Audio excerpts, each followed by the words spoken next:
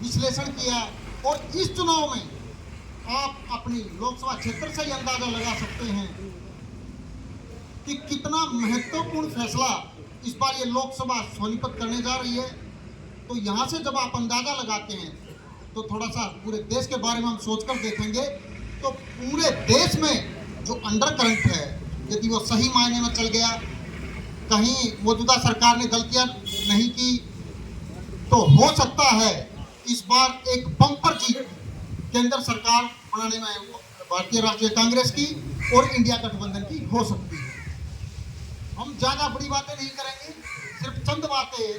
केंद्रीय जो समिति की मीटिंग हुई उसमें भी शनिवार को हम भी राहुल गांधी जी के साथ भी थे। तो जो मुख्य हमारी चीज है उस पर हम बात करते हैं। नेहरू जी ने हमें दिया था पंचवर्षीय योजना, लेकिन उन्हीं कदमों पर चलते हुए राहुल गांधी ने जी हमें 5 न्याय, जिसमें सबसे महत्वपूर्ण न्याय है युवा न्याय। यदि हम युवा न्याय पर बात करें तो हमारा युवा आज के वर्तमान हालात में उस दौर से गुजरा जैसा दौर आज तक आजादी के बाद भारतीय इतिहास में कभी नहीं देखा गया। सिर्फ हमारे युवाओं को, ग्रामीणों को, शहरी जो गरीब लोग हैं उनको लाइन में तो लगा दिया गया, लेकिन उनके लिए रोजगार का अवसर कहीं पर भी पैदा नहीं किया गया।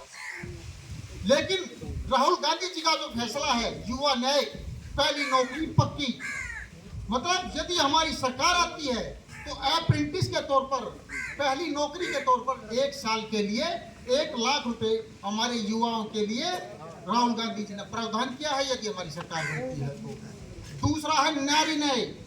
आज हमारी गृहिणियां, जो हमारी घरेलू महिलाएं हैं, रसोई का खर्चा चलाने के लिए बहुत ज्यादा परेशान है, क्योंकि देश में महंगाई इतनी ज्यादा बढ़ गई है।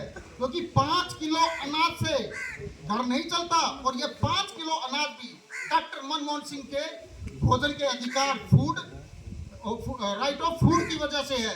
ये अपने घर से नहीं दे रहे, ये डॉक्टर मनमोहन सिंह ने अपनी सरकार के दौरान ये प्रावधान कर दिया था कि हमारे देश का कोई भी नागरिक भूखा नहीं सोएगा। तो उसके लिए राहुल गांधी ने जो 1 लाख रुपए सालाना या मानिए 8,500 रुपए महीना जो महिलाओं के लिए, जो घर की जो सबसे बुजुर्ग महिला है, गरीब महिला है, उसके खाते में डालने का काम करने वाली है, तो उससे हमारा घर खर्च जो महंगाई है इससे कुछ रियायत मिलेगी। तीसरा है हमारा भागीदारी न्याय। राहुल गांधी जी ने एक बहुत अच्छी बात की है, और इस भागीदारी न्याय से पूरे देश में क्रांतिकारी आई है। क्योंकि भागीदारी न्याय का मतलब है जिसकी जितनी हिस्सेदारी, जिसकी जितनी भागीदारी उसकी उतनी हिस्सेदारी। तो जनसंख्या के आधार पर जिसकी जितनी जनसंख्या होगी उस जनसंख्या को उतनी भागीदारी दी जाएगी। इसलिए मोटी मोटी चीजें हैं, जैसे आपका किसानों के लिए न्याय है, तो किसान न्याय के लिए उन्होंने स्वामीनाथन जो आयोग है उसकी रिपोर्ट के आधार पर लीगल गारंटी, कानूनी आधार पर जो हमारा एमएसपी की गारंटी है उसको लागू कराने का काम हमारी केंद्र सरकार, जो आने वाली केंद्र सरकार है, इंडिया गठबंधन की सरकार है, वो करने जा रही है।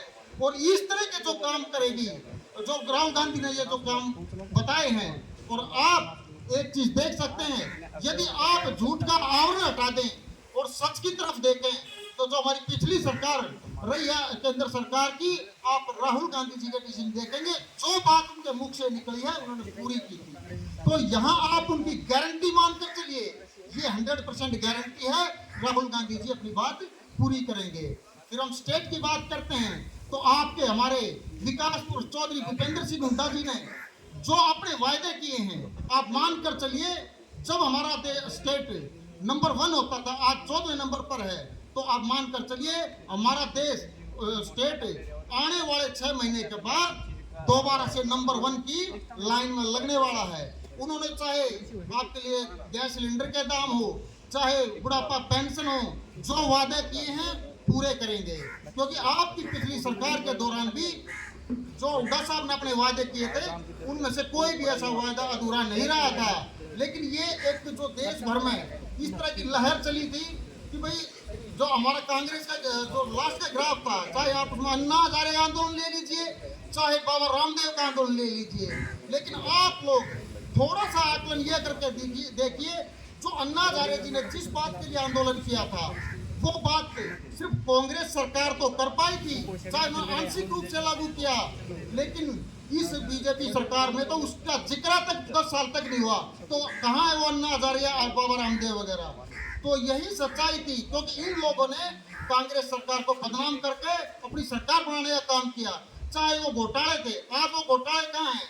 अधिकतर घोटालों में हमारे जो कांग्रेस नेता थे सब पार हो चुके हैं। वो इसका मतलब ये लोग खुद मानते हैं, इन लोगों की सरकार मानती है घोटाला नहीं हुआ था, सिर्फ सरकार को बदनाम करके देश में सरकार बनाने का काम किया, देश को गुमराह काम करने का काम किया। इसलिए मौका आ गया है इन गुमराह करने वाले लोगों को सत्ता से पार करें। और 25 तारीख को सतपाल कर्मचारी जी का जो चुनाव निशान है, हाथ का जो चुनाव निशान है, उसके सामने वाला बटन दिखाकर इन लोगों को हकीकत से रूबरू करा दे। क्योंकि आज सिर्फ सच्चाई को समझने की जरूरत है। कोई कांग्रेस पार्टी की झूठ नहीं बोलती, झूठ बोलने का काम आरएसएस और बीजेपी सरकार का है।